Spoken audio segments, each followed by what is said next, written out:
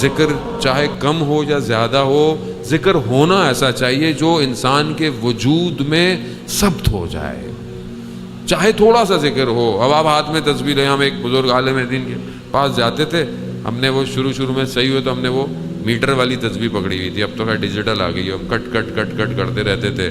انہوں نے ڈائریکٹ تو کچھ نہیں کہا، انہوں نے اپنے درس میں کہا ذکر ایسا کرو اور ایک بار کرو جو تمہارے وجود میں پیوست ہو جائے، یہ کھٹ کھٹ کرنے سے کوئی فرق نہیں پڑے گا۔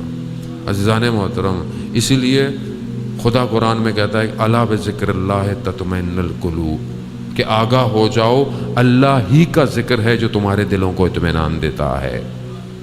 اور یہ ذکر میری زندگی میں ہے۔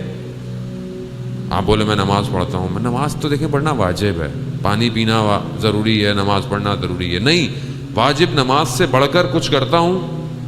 یا جو میری واجب نماز ہے اس میں میری کیفیت کیا ہے، حالت کیا ہے؟ میں پھر آپ کیوں نہیں کہوں گا، میں اپنے آپ کو کہہ رہا ہوں عادت کی نماز ہے میری۔ نماز کا ٹائم ہو گیا، پڑھنی ہے، میں اللہ اکبر کیا، اب ذہن کہاں ہے نہیں پتا، بعض اوقات تو رکعتیں بھی بھول جاتا ہے آدمی، کون سی رکعت پڑھ رہا تھا۔ کیوں؟ کیونکہ ذہن کہیں اور ہے، ذہن وہاں نہیں پہنچا جہاں پہنچنا چاہیے۔ ایک بہت بڑے عالم دین تھے، فلاسفر تھے، عرفان عملی کے اندر بہت بڑا مدرسہ ان کے پاس تھا۔ 80 سال کی عمر میں اس مدرسے کے پانی کے حوض کے پاس بیٹھے ہوئے اور اپنے آپ کو مارنا شروع کر دیا۔ تو شاگرد بھاگے اور جا کر کہا کہ کیا کر رہے ہیں؟ کہا میں دیوانہ ہو گیا ہوں۔ کہا نہیں آپ دیوانے نہیں ہیں، آپ صحیح ہیں۔ کہا نہیں میں دیوانہ۔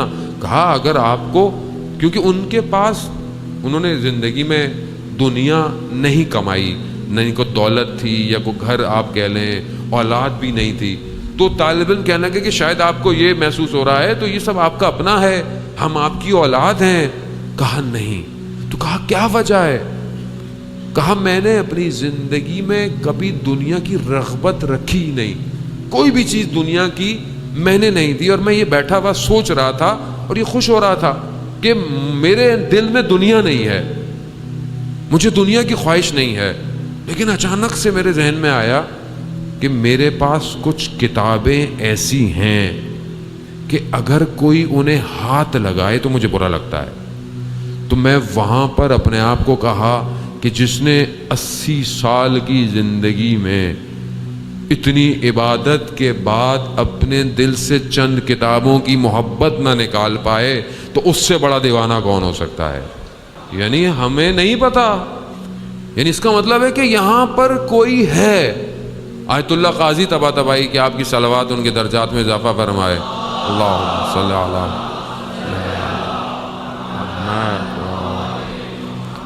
آیت اللہ قاضی طباطبائی کو نجف میں جو ہے وہ وادی السلام کے اندر جن کا مقبرہ ہے، وہ کہتے ہیں کہ دل صرف خدا کا گھر ہے، اسے کسی اور کو کرائے پر مت دینا، یعنی تمہارے دل میں کچھ اور نہیں ہونا چاہیے۔